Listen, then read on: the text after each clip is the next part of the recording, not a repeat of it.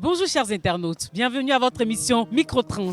Les camions poids lourds de transport de marchandises jouent un rôle crucial dans le développement économique de la Côte d'Ivoire. Ils assurent le transport des marchandises sur tout le territoire national et vers les pays de l'Interland. Cependant, ils sont très souvent impliqués dans de graves accidents de la circulation. Que pensent ces acteurs eux-mêmes de cette situation? Quel est l'avis de l'expert sur la question? Nous les avons rencontrés pour vous. Il y en a qui n'ont pas le permis de conduire. On doit bien les former avant de les remettre le permis. Il y a des chauffeurs aussi qui grillent les feux.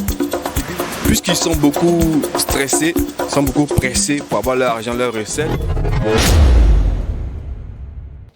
Quitter Abidjan ici jusqu'à Bouaké, il n'y a pas une seule place que les grands remorques vont se garer, qu'ils vont faire repos. Donc, ça est dans les têtes de les chauffeurs. Si tu démarres camion net, c'est direct seulement. Mais la nuit, les corps habillés là ne sont pas beaucoup sur la route. Donc, ils prennent les camions pour rouler la nuit. La nuit là, tu sais que s'il fait nuit là, tout le monde sait que ce qui vient, c'est le sommeil. Si le sommeil vient, voilà, c'est quelqu'un qui vient maintenant. C'est accident, non? Les barrages sont trop. Il faut qu'ils regardent ça. Si le barrage diminue, le chauffeur peut rouler la journée. Quand tu prends l'autoroute de suite là, tu vas avoir moins de gros camions qui roulent la journée. Pourquoi? Parce que la journée là, tu vas payer barrage d'ici Yamoussoukro, c'est trop. Ce qui dépasse ici jusqu'à Pogo ou Angolo là, c'est près de 40 à 50 000 francs. Si tu enlèves ça dans ton frais de route, tu gagnes quoi? Donc ça impacte dedans. Dans ce qui se passe, tout ce qui est accident là, il y a ça. Surtout les remorqueurs. Tu ne peux pas te reposer. Les parkings secondaires là, quand on vient nous remorquer, on s'en va payer des 500 000, 600 000. C'est l'expérience qui compte. Selon moi je vois qu'ils sont très jeunes. Il y a des enfants même, dès que tu les vois dans le camion, tu dis que non, c'est pas la peine. Il y a ça premier. Deuxième des choses, il y a la vitesse. Avec la vitesse, ça peut créer beaucoup de choses. Et puis la fatigue et le sommeil. Moi, c'est mes points de vue. C'est ça qui fait beaucoup. C'est ça, non, c'est pas le chauffeur de gros camions qui roule mal, non. Et le chauffeur de petits camions aussi qui roule très mal aussi. Gros camion qui prend 40 tonnes à 60 tonnes, il roule doucement. Déjà, maintenant tu roules à une certaine vitesse, 120 en l'air, mais 220 en l'air. Tu viens le toucher. Qui s'est tué? Quand c'est comme ça aussi, on accuse toujours le chauffeur de gros camions. Non, les chauffeurs de petits camions aussi, c'est eux qui provoquent beaucoup d'accidents sur la route. Bon, gros camion, son accident, ça dépend de l'effort. Ils sont assis à virer comme ça. Bon, il y a un camion qui est en panne devant là-bas, il n'a pas mis seulement. Il doit mettre seulement, mais pour 20 mètres comme ça, là on sait qu'il y a un camion devant là-bas.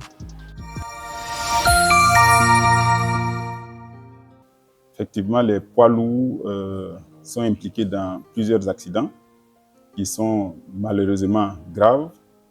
Les raisons portent essentiellement sur le gabarit du véhicule et du fait de la hauteur qui est élevée, la stabilité du véhicule n'est pas garantie et ce véhicule peut se renverser lorsqu'il entre dans un virage et lorsque le conducteur pratique des vitesses élevées. Le deuxième élément se rapporte au type de chargement, au type de marchandises qui est transporté. On a des marchandises diverses, mais aussi on a des marchandises qui peuvent être des produits, des matières dangereuses. Et parmi ces matières dangereuses, on a des produits inflammables et des produits explosifs. Nous avons également un troisième élément qui est causé par la visibilité du fait vraiment de l'importance du volume que représentent ces camions.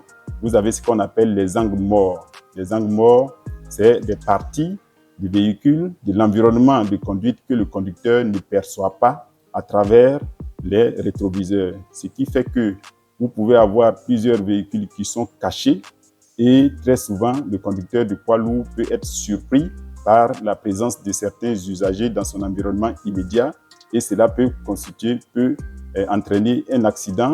Mais il y a aussi des raisons qui vont venir aggraver la situation et c'est le comportement du conducteur.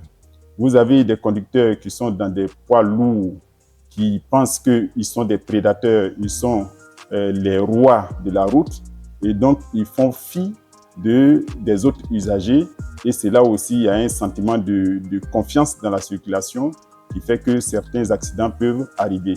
Nous avons également la pratique de vitesse élevée. Lorsque la vitesse est élevée en fonction du poids du véhicule, l'impact du choc est beaucoup plus important. Et une chose qu'il doit noter, c'est que les autres usagers de la route ne connaissent pas les difficultés que peut avoir un conducteur du poids lourd. Il ne faut pas croire que tous les usagers qui sont dans la circulation maîtrisent ces difficultés. Donc, le conducteur du poids lourd doit pouvoir intégrer ces aspects dans sa conduite. Au terme de ce numéro, nous retenons que tout conducteur doit adopter une conduite responsable sur la route. Stop à l'incivisme sur nos routes.